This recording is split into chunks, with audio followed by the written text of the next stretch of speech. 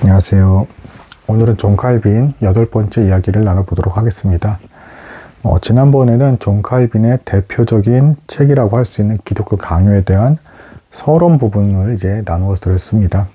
이 서론에는 왜 이 책이 쓰여졌는가에 대한 분명한 이유가 담겨 있습니다. 그러니까 성직자들과 그리고 당시에 부패한 종교 신앙 생활로 인해서 고통받고 있는 하나님의 백성, 그리스도인들에게 참으로 성경이 말하는 바는 이것이고 여러분들이 그렇게 고통받아야 될 이유가 없다라는 것을 선명하게 성경을 해석하면서 가르침을 주고 있는 것입니다. 그러니까 단순히 감정에 호소한 것이 아니라 성경에서 이렇게 말하고 있고 하나님의 뜻이 이러하기 때문에 여러분들은 이제 그런 박해에서 벗어나서 성경 말씀을 통해서 하나님을 알아가며 예수 그리스도를 닮아가면 되는 것이다라는 것을 분명하고 명쾌하게 설명하고 있는 것입니다. 자, 그래서 당시에 프랑스와 이제 그 부패한 이제 카톨릭에 의해서 박해받고 있는 성경을 알아가면서 하나님을 알려고 했던 이 사람들이 이제 이유도 없이 이상한 광분에 휩싸인 사람들에 의해서 핍박받고 있다라는 것을 프랑스 왕에게 탄원한 것이고, 안타깝지만 이제 프랑스 왕은 읽지도 않았다. 뭐 이제 이런 내용들 말씀드렸습니다.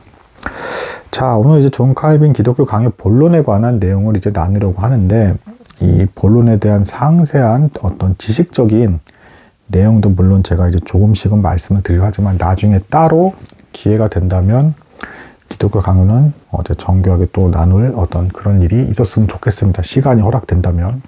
굉장히 방대한 양을 다루고 있기 때문에. 하지만 오늘은, 그러니까 오늘부터 이 칼빈에 대한 어떤 생애에 대한 이야기 안에서는 핵심을 중심으로 이제 말씀을 드리겠습니다. 근데 이 지식적인 내용을 제가 말씀드리기에 앞서서 이 칼빈의 기독교 강요의 핵심 중에 핵심이라 할 수 있는 것은 무엇이냐, 이것이라고 이제 볼 수가 있겠습니다. 여러분께서 만약에 이 기독교 강요를 읽고 혹은 그 관련된 이야기를 듣고 정말 깨달음을 얻게 되었다면, 그 지식이 이해가 되었고 이게 믿어졌다면 반드시 나타날 수밖에 없는 증상이 있다.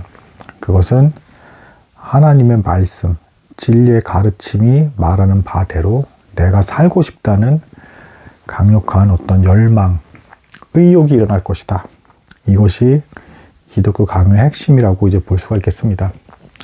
그래서 그런 강력한 열망과 의욕이 생겨나지 않는다라고 한다 그러면 이 기독교 강요라는 책을 바르게 이해하지도 못할 뿐더러 성경은 당연히 이해할 수가 없다라는 것을 전제로 얘기하고 있다고 말씀드리겠습니다. 즉, 칼빈이 기독교 강요를 쓴 이유는 단순한 지식의 나열, 그리고 내가 이렇게 뭐 똑똑하다라든가 인문학 서적이라든가 철학 서적까지 이렇게 다 능통해서 놀랍도록 다 이렇게 변증을 해서 지식적으로 여러분들에게 이해가 되게끔 설명을 했습니다. 설명을 합니다.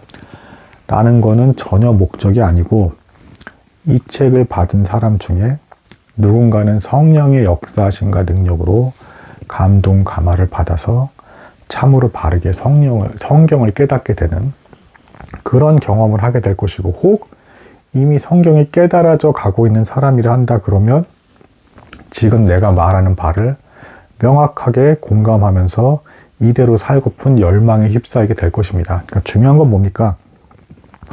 단순히 지식적인 이해나 깨달음, 물론 이것도 뭐 쉽지는 않다라고 말씀드릴 수도 있겠으나, 지식적인 이해나 깨달음을 넘어서는 바른 이해에다가 추가적으로 하나님의 말씀에 전적으로 순종해서 살아가고 싶은 그 열망, 하나님에 대한 사랑이 불러일으켜지는 상태, 그런 상태가 되게끔 만들어주는 것이 목적이었다. 곧 가슴으로 믿는 신앙이 무엇인지에 대해서 표현하고 싶어서 쓴 책이 기독교 강요다라고 이제 볼 수가 있는 것입니다.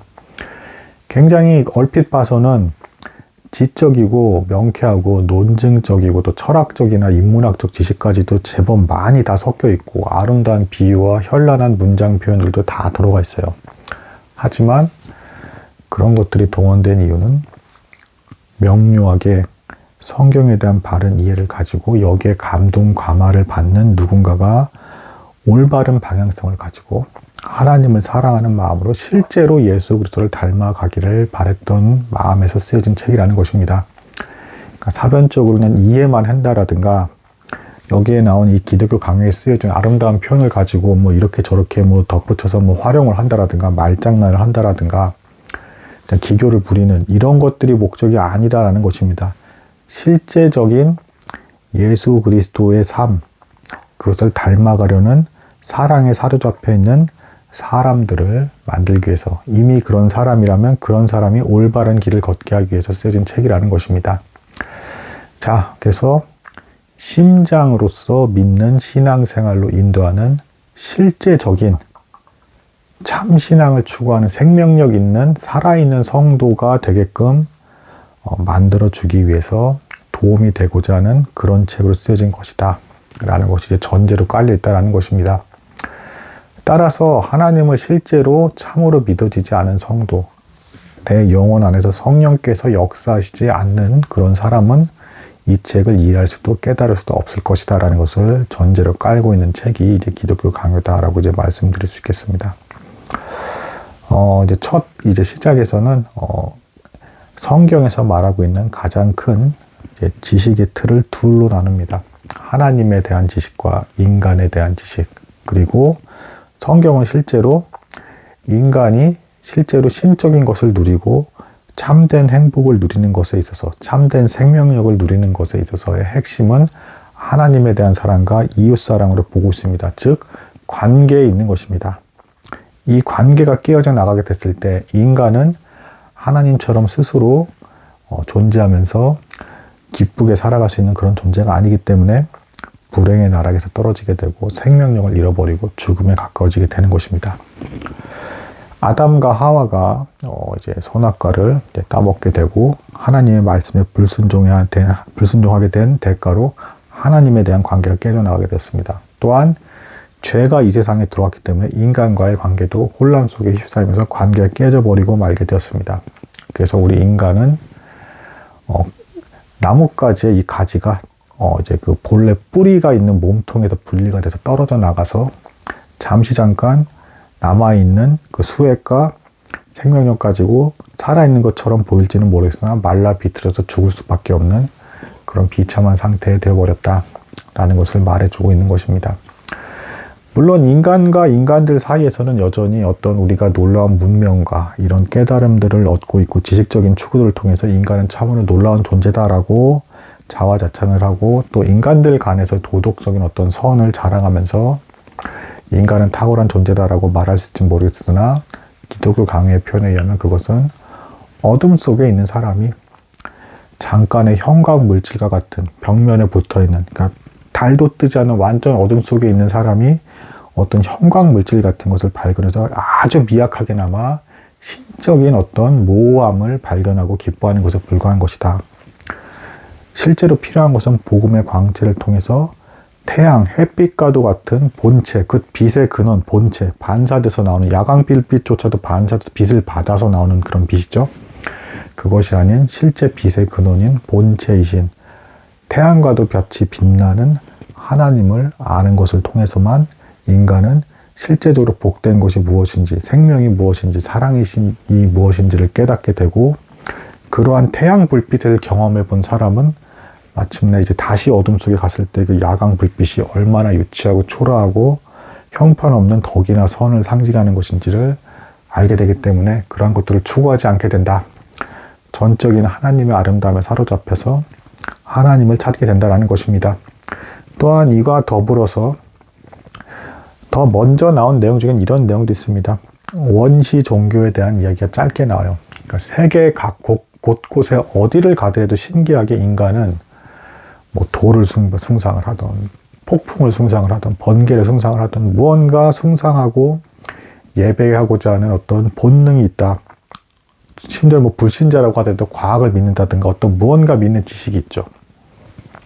그래서 인간은 믿음의 대상이 필요하고 그 믿음과 지식을 근거로 해서 살아가게 되는데, 이거 없이는 살아갈 수가 없는데, 무언가 믿고 숭배하고 따르고자 하는 이 본능을 존 칼빈은 이제 종교의 씨앗이라고 표현을 했고, 이 내용은 로마서에서도 분명하게 나오고 있습니다. 어디서 새롭게 고안된 것이 아니라 칼빈은 지금 성경에 관한 이야기를 풀어서 말을 하고 있는 것입니다. 철저히 하나님의 권위의 말씀에 의지해서 가르침을 주고 있는 것입니다. 하지만 어쨌든 아담과 하와의 타락 이후로 이런 종교의 씨앗만 가지고는 진정한 하나님, 믿어야 될 대상이 누구인지에 대해서는 도무지 알 수가 없다는 것입니다. 그래서 우리에게 선물로 주어진 것이 곧 성경이고, 이 성경이 곧 믿는 자들에게 결국에는 세상을 바라보는 안경과 같은 역할을 한다, 이렇게 말씀드릴 수 있겠습니다. 이건 나중에 철학자 칸트가 또한 이 세상을 바라보는 안경 같은 역할을 한다라는 걸 철학을 빗대어가지고 표현하기도 하고 하는데, 여러 가지 세상 학문에서도, 그리고 칼빈 역시도 어쨌든 다른 여러 가지 학문을 통해서 종합해서 내린 결론의 지식이기도 하고, 이게 다 결부돼서 또 연관되어지는 내용이기도 합니다. 그러니까 이 기독교 강요라는 책은 사실은 유럽에서는 사실상 이제 좀 철학자들부터 시작해서 여러 가지 지식인들도 반드시 읽는 책들 중에 하나예요. 왜냐하면 여기서 사용하는 어떤 지식체계라든가 논증 구조라든가 이제 그 경구들이 또 연결돼서 여러 개 확장돼서 또 활용되기도 하는 것도 사실은 사실입니다. 하지만 칼빈은 그런 의도로 쓴 것은 일단 아니라는 것, 다시 한번 말씀드리지만, 여러분이 실제로 하나님을 믿는다면 여러분은 반드시 이 성경의 말씀대로 살고픈 열망에 사로잡혀서 살아가게 될 것입니다. 그것이 곧 성령께서 역사하시는 증거이고, 그건 무엇을 닮기 위해서 인도에 가시느냐? 성령께서 예수 그리스도의 십자가를 바라보게 하신다. 죄인된 인간에게 십자가를 바라보게 하시고, 그 십자가에 대한 믿음으로써 내가 죄에 대한 용서를 받고 이제는 예수 그리스도의 생명으로 살아가다라는 것을 일깨워 주는 것입니다. 근데 여기까지 도달하는데 먼저 필요한 지식은 무엇이냐? 먼저 내가 심각하고 부패한 죄인이라는 것을 깨달아야 된다. 이것을 위해서 십계명을 필두로 한 율법이 주어졌다라는 것을 말해주고 있는 것입니다. 그러니까 율법의 역할은, 율법 자체가 죄로 인해서 우리를 구원할 수 있는 능력은 없지만 너가 심각하게 왜곡되고 부패된 인간이다라는 것을 일깨워 주는 것입니다. 제가 앞서도 말씀드렸지만 이미 아무리 성경을 아름답게 논증하고 지식적으로 말한다 하더라도 이것이 실제로 하나님을 아는 것이 아닐 수가 있어요. 왜냐하면 그대로 살아가게끔 역사하는 성령의 능력, 그 힘이 주어지지 않는다면, 하나님에 대한 참된 사랑이 불러일으켜지지 않는다라고 한다 그러면 그냥 지식적인 나열에 불과한 것입니다. 그러니까 여러분들의 마음 가슴 속에 실제로 예수를 닮고자 하는 마음이 있는가? 그러니까 제가 지금 이것을 갑자기 다시금 상기시켜 드리는 이유는, 인간의 죄성이 너무도 부패해서 지식적인 이해를 한 것을 자꾸 실제로 내가 안다라고 착각을 한다라는 것입니다. 성경에서 말하는 실제로 안다라는 것은 충만한 하나님에 대한 사랑과 이웃의 사랑에 사로잡혀서 그대로 실행하고 기뻐하는 것을 말하는 것입니다. 행동까지도 연결돼야 될 뿐더러 그 마음에는 실제로 사랑의 동기로서 그것을 행했을 때 그것이 하나님께서 받으실 만한 예배다.